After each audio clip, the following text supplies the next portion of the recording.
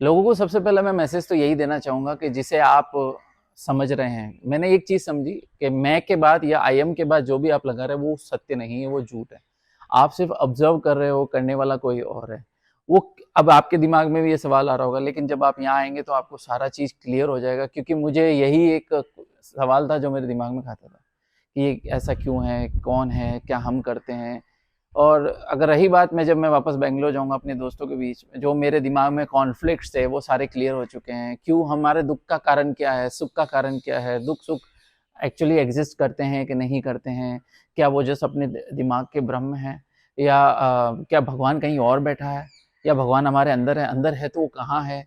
कैसे देखना है? वो सारी चीज़ जो है वो बाकी जगह मुझे नहीं मिली और वो मुझे यहाँ मिली, और मुझे एक्चुअल समझ में आया कि एक्चुअल ब्रह्म कौन है? और वो क्या अखंडित है या खंडित है, उसका बारे में भी पता चला। तो ये सारी चीज़ें और काफ़ी सारी भ्रांतियाँ जो हम दिमाग में पाले जा रहे हैं बचपन से, वो भी क्लियर हुई हैं।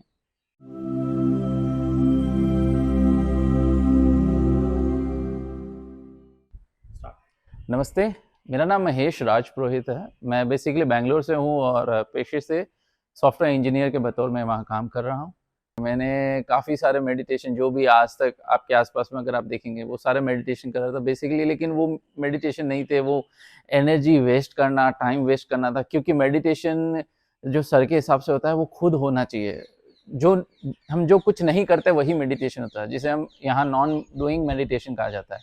और जब तक जितने भी मैंने मेडिटेशन सीखे हैं, वो मैं ऐसे नहीं कहूँगा नेगेटिव है, बट हाँ, वो स्टेपिंग स्टोन थे। अगर वो मेरे लिए अगर यूज़फुल नहीं होते तो आज मैं शायद लाइट हाउस भी नहीं जॉइन कर पाता। और यहाँ आके मुझे जो परम सत्य और ब्रह्म का ज्ञान हुआ है, दैट इज़ वो बहुत ही एक अलग ही अनुभव देके जाता है। जी, यहाँ मैं जो पहले दिन से जब मैं यहाँ आया तो कुछ दिमाग में काफ़ी सवाल थे कि हम कौन हैं? क्या टोने टोटके या नेगेटिव एनर्जी, पॉजिटिव एनर्जी या सुपरस्टिशंस रियली होते हैं? भगवान बाहर है या अंदर है?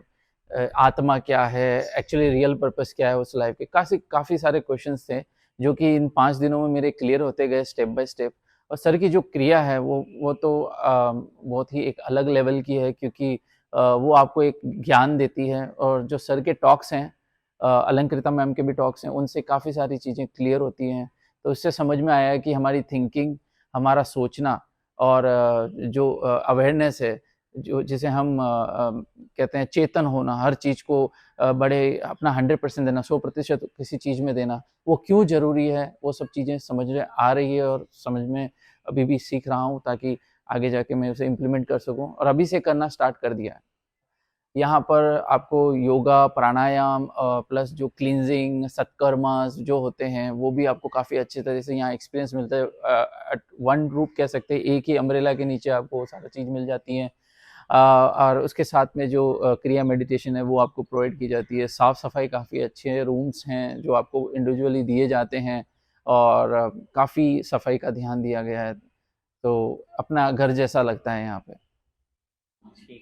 लोगों को सबसे पहले मैं मैसेज तो यही देना चाहूँगा कि जिसे आप समझ रहे हैं। मैंने एक चीज़ समझी कि मैं के बाद या आई एम के बाद जो भी आप लगा रहे हैं वो सत्य नहीं है, वो झूठ है। आप सिर्फ़ ऑब्ज़र्व कर रहे हो, करने वाला कोई और है। वो अब आपके दिमाग में भी ये सवाल आ रहा होगा, लेकिन जब आप यहाँ आएँगे तो आपको सारा चीज़ क्लियर हो जाएगा, क्योंकि मुझे यही एक सवाल था जो मेरे दिमाग में खाता था कि ये ऐसा क्यों है? कौन है? क्या हम करते हैं? और अगर रही बात, जब मैं वापस बैंगलोर जाऊँगा अपने दोस्तों के बीच, जो मेरे दिमाग में कॉन्फ्लिक्ट्स थे वो सारे क्लियर हो चुके हैं। क्यों हमारे दुःख का कारण क्या है? सुख का कारण क्या है? दुःख-सुख एक्चुअली एग्ज़िस्ट करते हैं कि नहीं करते हैं? क्या वो जस्ट अपने दिमाग के भ्रम हैं? या क्या भगवान कहीं और बैठा है? या भगवान हमारे अंदर है? अंदर है तो वो कहाँ है? कैसे देखना है? वो सारी चीज़ जो है वो बाकी जगह मुझे नहीं मिली, और वो मुझे यहाँ मिली, और मुझे एक्चुअल समझ में आया कि एक्चुअल ब्रह्म कौन है? और वो क्या अखंडित है या खंडित है, उसका बारे में भी पता चला। तो ये सारी चीज़ें और काफ़ी सारी भ्रांतियाँ जो हम दिमाग में पाले जा रहे हैं बचपन से, वो भी क्लियर हुई हैं।